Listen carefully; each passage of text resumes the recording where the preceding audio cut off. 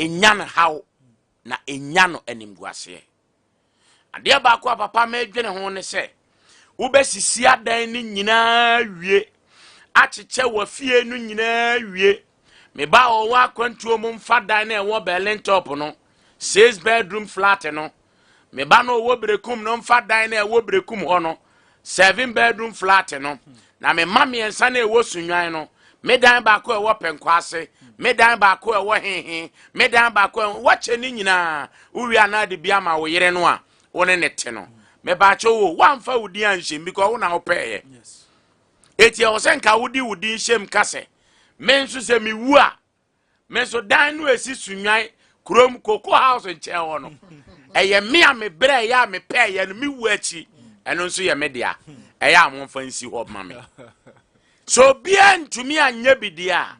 ene na me pese wo ti ase se enkura no a wodi agapade ni gya won no se wode no mi bi na peto ho ma enkura no a ma me nka njo se wuwu ye no a 6-bedroom flat no ye waye ni wie na oba no pe obi amanato odi ano ama yakoto fie no because akura na brabo a wo bo no nya brabo pa ade na wo ye ne di nsunsan so bone abra wo ba nti ne wo bre pe ye no obesei no ade ba ko a me san kanka ho bio papa misuro ma wo bia wo so ye baifo baye seifie na baye ekumfie na baye mafie edija enso de ye tos ye tue sika koto baye ede baye fie se baya ye benya tumi se de papa ahenie abaye common no sa na bayiyo enso abaye common bayiyo ya ahenie bara no no de ne ye honhom fam de ena honam fam de enso so no ene de ne nipa pere o hia na afre nana nana jan nana sami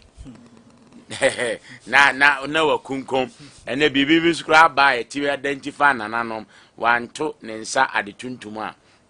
no de ade bi ato ne nsa se be be mani pa nyina hu no se odi akonwa e fedodo nana nyame hira wate na me bisa o se wakonwa na awudi no akonwa no ehu nsunsanso no wa bisa ho se akire ene nchiri ma ebekosen ma me condemn hinie na mom de me pese oti ase ne se ti bia wowom abrabo bia wo bo position bia wanya no fadimpa eja akire because ye wo panyini bia odi na djuma so ye na djuma yie but ni din a wo ja no ho nyina ne se director we ye kai no pa o na so baba wo bi obebo office obi director wo ne beda director wa say wudin o wa say wudin na nam sa de da ninti obi nso atagete o se wa say ne badachi ti se wanhwe ne yi a bra wo nso wanyini tifie no obebo no ho modern se wo nso nkura no a wa hwe omudi omako akire no ono nso bedi wo nso fie nya abusafo dimpa eyesen ahonya ene ye bokwa amenkromadin a mpanyifo bi se omotene so a na omasori maybe sawo o man panyinfo ane aban mu mpanyinfo a mu di enso nei nti din ben ena wuja sempo wabanya amabio ana wantena so ankosi awie ya edin ben ena wuja assemblyman osofo nipa wutie menne mantamu na wote no edin ben ena wudi jawo na wankasa wo mampo din papa no a woje no ebe influence o mo daachen ana ebe destroy o mo daachen de hear me nyina no no think twice kene hu mienu ansa na obetua na mom bia watu ene ye dowuo etia tiasefo ne wawuo ne celebrate no be de otiase ne de ye celebrate no aden ye domu awufo eche atiasefo de ekoso nne no adentia me be so otiase se pedin na nye di money because already in system no enne Kwame Nkrumah edikanfo na ye bi ko yenso ye ba be ye bi ato aso but enne de ye ba be ye no de ye ne de kura de eye western edikanfo no oh enne de na ase kura eno kura na ase kura na ye doye chen ayeforo asetena ya yetimu yo ye doye chen ayeforo na me wasem bi ametaka se eteze baba awere ho se enne memma abawiase edoto chen suban oh yes to kese chen suban sure se ba no ni suban kra na ne to so awope on ba bia yaduru for sure teze ba bia yaduru no suban pa edidi pa be konkwaje mu no de dabio na mom to kese a emfa ni monyam se mmere nipa no ene na nipa pe on pe suban nti me eksira wonne se de nemesira wa ne se jawoma ajapade jawdin jadimpa ansana obewu a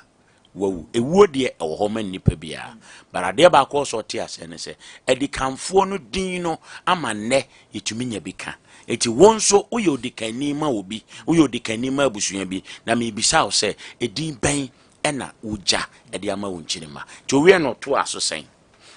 na animonyam ayesene dwetani sika papa on se dimpa de animonyam bere nipa yes dimpa ede animonyam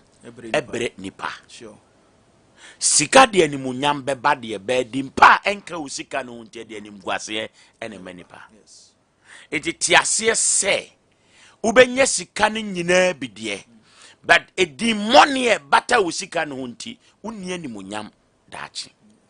o menni animonyam daachi ufie enni animonyam daachi yenhwa de bi abusafo mo mfa ncheme but eno na ye evidence a eye current e bia wo betumi akai a ye betumi aka maami a no ye sanitation maami won se wabo adwuma pa waye adwuma pa na adwuma wo ye no na so nkrofo ani nkrofo ani gi maami no ho firi se oye nipa na omuhunu ne se oye hard working na adwuma wo ye no so na oye ni ye but yenhwa de bi aba besisisi a sikasem bi a esi nei no se say anhwene ye se ne manyini ya nkura ne betima high school nkura ne betima high school because the ye kan wo fie no na ye man de koskum kodi nkomo eti se akura no wo school no hunu sa maame no na se ne ba ne ne di agura de obeka je oh jai o maame anko wieska ya chene maame we ya chene maame o ya de ya chene maame o sa maame ye kromfo ye de ne sa be ma kora no nyame amoa no a obetuma high school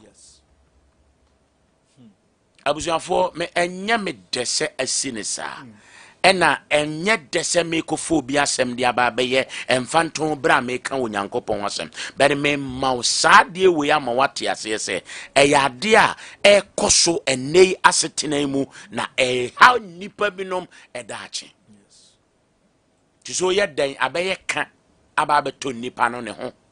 a bibi bia ni ho a ebetumi ayede apepa do se ye wire be fi wo system no mu de but sa din no de edaso di maame na chi na nhweni ya ebema ne political career kra no akafom maybe sa o se impact ben ene wo homa dimpa dimpa tumi connecting nipa yem past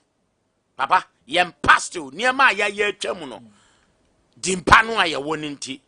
etumi ma ye madachi ewie peye e wonne emre future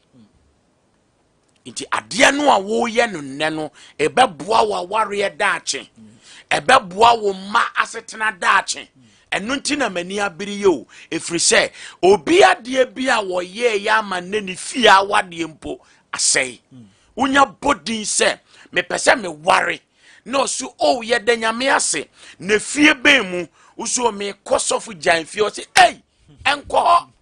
hwe sa fie we mu ma de sabi abusafo mo mfa nchame akohwie omo ntimi ntena be ma ba ko ho enzanom kro no enya mistake kura nko na emmoa wo enye nipa no ebia ne ba na wawo maame na wu kode benka ne ba no so ho afe ne ba no wahunu nyame a ne suban asesa nanso ne maame anya dimpanti affect ne ma wade ne ma family no asɛn no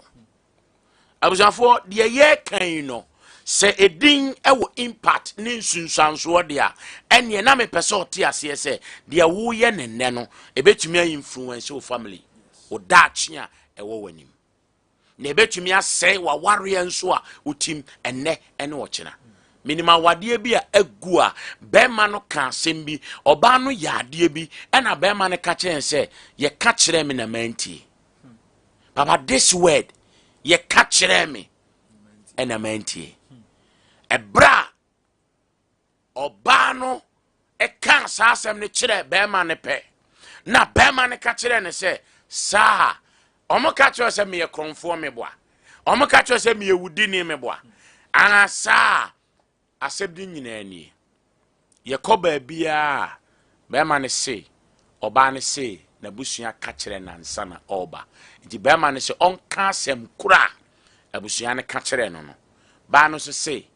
na ye nkomo na odi ena okaye bema ne se wantumi anka saa word no amfa nkire na ama na hu se na ne fiefo ye kromfo de a onko ne maame mo ho da obeba beka no obeka obesa age no ube komu no na ya ade bia ewa abusua no mu a tete no esi ya ama fie no mu nipa nyina no edi wondem anopai ana wiei de eye founders day ntina me ne wudi nkomo we you very careful about your life de na wo ye agro bi a wudi ene anamon bi a wutuo dimpa eye sen ehunya fachemi so obi ka se obi ye tutu ni abza for mon fanchemi o ana men kan brofo prostitute ene asi we ni fiefo ni nyina ye adwamammofo because me hu se sister we no gina kwa ho me hu se sister we no gina kwa ho ena ne nipa no wajae onye bio ena ne baba ekwa ware nipa na se mo ka kire ne se ei efie we mu na wo koi aden wo se hwe na ne maame kafro no si jantra no ye jantre ni ba ena wo kwa kofa no I'm sorry bro for no ne yapa I said then I'm sorry so word na yo uno bi kasem na kazo say wow then I'm sorry kafra na je say wo bu wa bam enya bibibia o eye ade no a na eye tete ade no a enipa amu no se eye ade no eno ena amasese ni din asei adofnom we ni ade a me pese me no din komo ebia na odin ye common odin na ye common so kuta common name a identify o ne kire odipa kon eni nipa ne ba bi owo eti edin ya de ehu hia pa na so wo din no nso so na utim maintain udin no enya dimpa nso so a udin tumi ye kese e wo wiase no bia duru ba bi no obodin no a nipa hu no say yes eye fie we mu na me ye den meko abuzafo edin ehia na edin a ehia no eye suban a odi be kura din no ene bema udin so aba mfaso baba me wo preaching bi da bia meta ka se Yesu Kristo abrabo a obebo ye no ema no nya din a eburu din nyina so na sa din no ne ye bo ankotodwe nyina akoto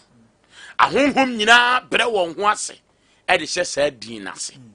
be ye de din no a ye nya no enye no na ye bo ahonhommone be koto ba se ye bobra pa ne ye bo abrabo papa ne enu onyankopon nante ye din ebie bank doors ye din ebie adwuma opportunities at the mankrofo why because wo de hwan o se me de sofu jan o se oh mate udin oba ni person me so say o say wow eya ka chen so mehume wate ye din no bia pono ma ye ma ti ba bia oba be ko bia no so be that name na ye din panko ade a nipa na te penti ade a wo pe biara ye twemi de ma no be ye din entutu ahomone ti so obo so fu jan din entu ahomone be obo Kristo Yesu din entu ahomone eti ni din mu ene ye wo ho eti ni din na ye de wo ho ni ntino yenso ye din etumi ye nsenkyerene ne ye din tum bia pono e de ma ye ne ye nkyirima ti so onya dimpa onamo a oba emre eye tia hunya because baby wana nke also nka tueska but because of your father's name that door will be open without paying anything se nyenne na nhwehwe animu aba se nyenne na nipa dobone chen papa ne ehunu nipa wo di bone kra ne yesoso no so a enka nei udin enya okoba bia ye mie opono ye hwe otutu because the money no a wagini ntino eye nim guase de ma but enne ye heli nipa wo di bone chen nipa wo di papa enne so bi blackmail obi wo Facebook and WhatsApp nipa tu ko hweten say ye preach nyame asem no kanyame asem nipa bi ni akire be manka ya me breaking news bi wa sisi ase yesi nipa bi ewu ne ya okasifuo bi wo sunwa kuroma yesi wa wu sisi ya and the 5 minutes on me frame station ya ka kire o say sofu bi abetena aka ase mi say yesi nipa si mesi ewu but a force enye nokre enti se muma makwan ama sofu no atumi abeka ase mu wo mafidie so dia ene yesi umo eno de nipa be di akire but asema make microphone follow omu ni akire me beza me ka kire o se pedimpa good name is better than riches, yes, greater than silver and gold papa to aso odefo ni ohia ni hia ne oye won nyina na Awurade ne ohwe wodefo de ohwe ohia ni nyina na Awurade onitifo hunu bone a ebeba na onitifo hunu bone a ebeba na ode ne ho hinta ebusafo ebi na me kire wi o so wani atia opedimpa na udwane di money because the ebeba no ya de ebe se wodachi na mfa nkoso mmere wo ne wonchirima jadimpa maami aso waje baye ebe se wo ma jadimpa uwachi o maware ebe se uwachi o mabe basa uwachi wo menya ni munyam enso wo se waje baye editifie ho se yade me pese o te ase se ade bone e wo wiase ne so obi baji baye so de behwe ne ho ano de bebo ne ho ban ese wo nchirima tisi e ka founders day na ye dia ene maami o ene papa o me pese o te ase se wasetena wote no jiadepa fama oma na jidimpa fama oma dan se obe ya de boni na edi di money be bata oma e ba sa wo daache na obre aye kwa wo fie ne wadan a wasisi nyina mfaso bia nyeden emma so mfa mawo ti mesrew awie de me ba se me ne oba be din komo hweye na udin no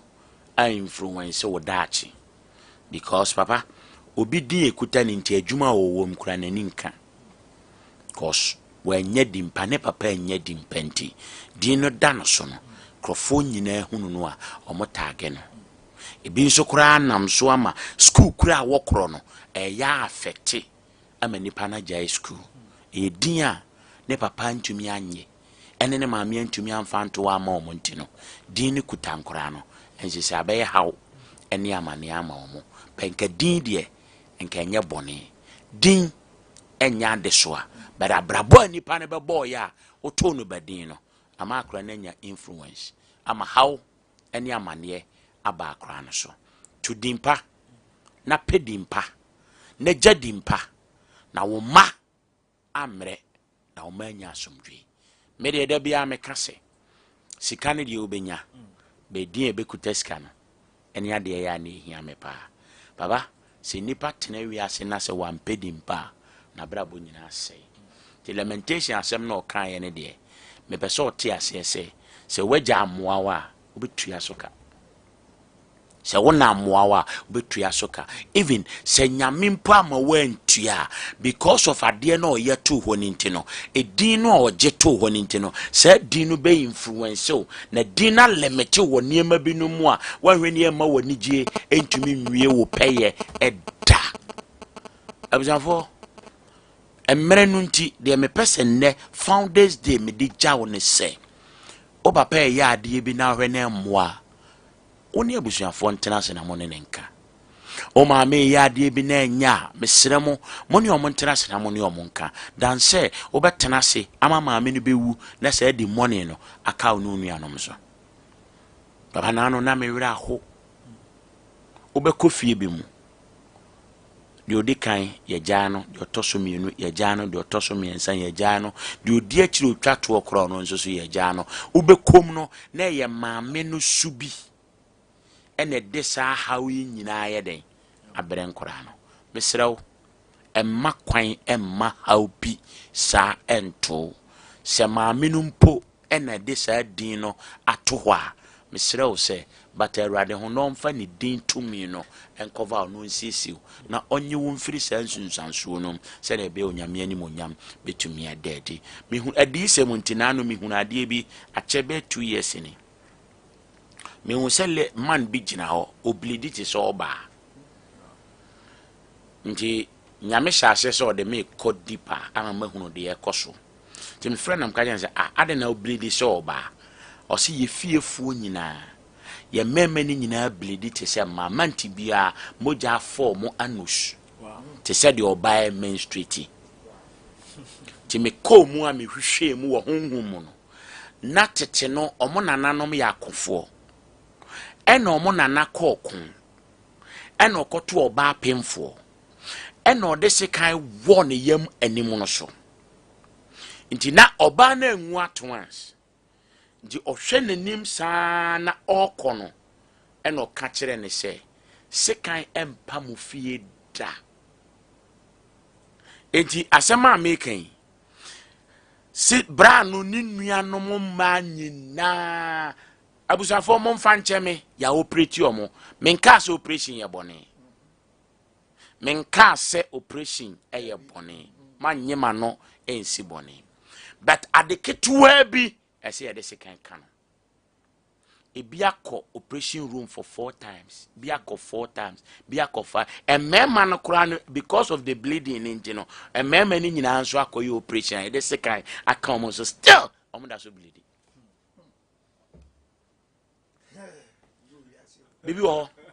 bibi wo pa eti ade we no munti ene sese wo ya ade a ohweni ye se nananu nim se ebeto ni nchiri mmase ya kame nyinni se bia nka obeye enei wadwen ye wo se udi obi awu ade anya position udi obi awu de anya dibre bi ana sika bi enye nwanwa you can go ahead and do it but kai hunu se unchiri ma ene wo ma wo ene nanano ma eba wachi no wan hweni ya odi ohaw kese ene bebromo na de ba kwa baba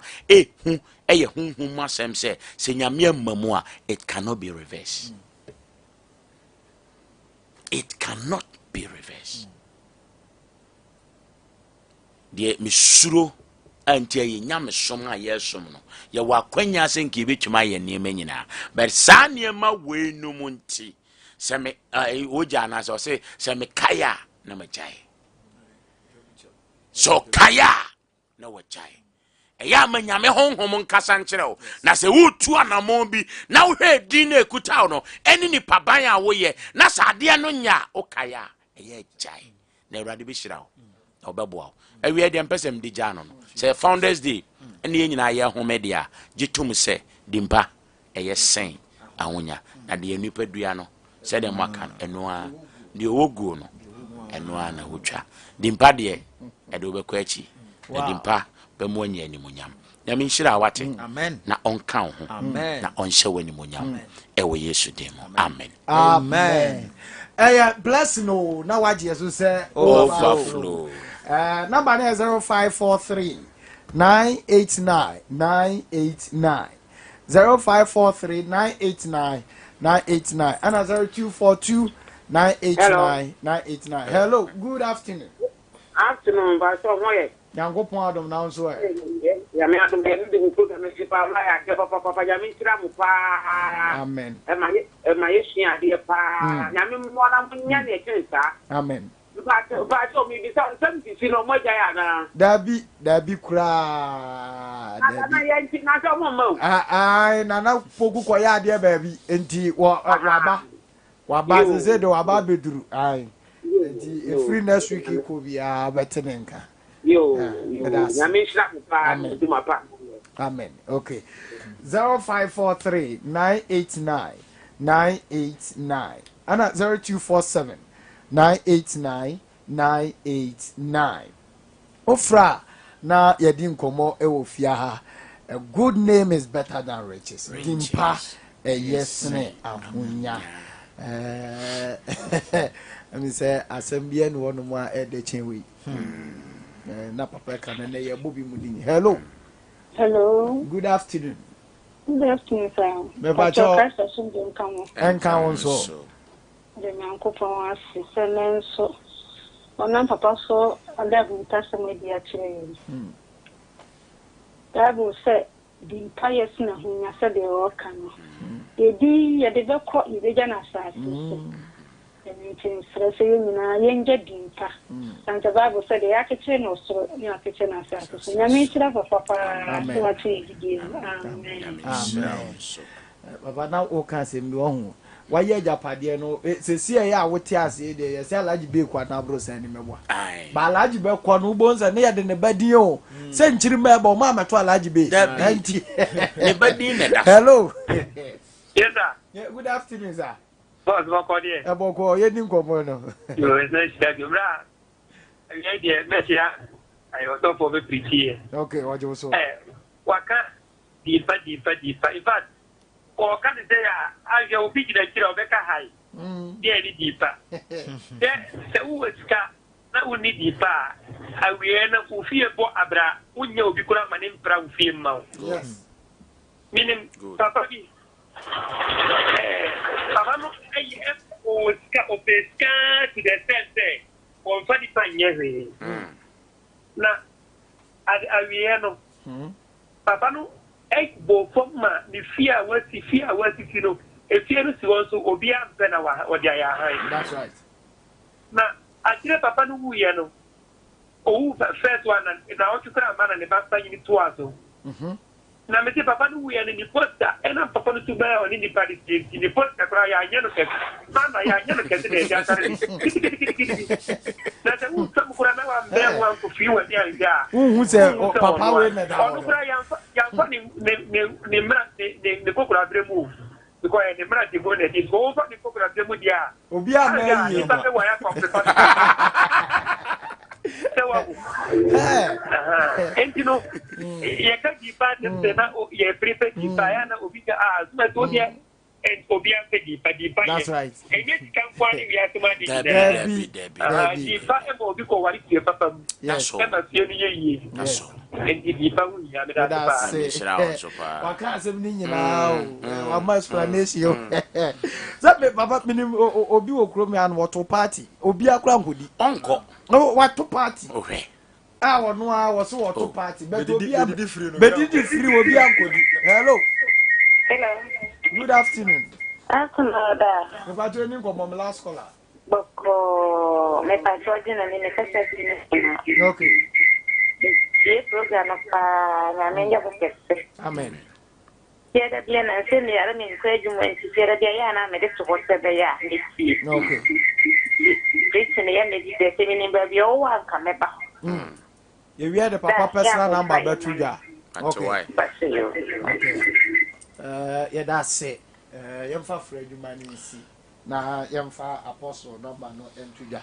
Papa say enye izo.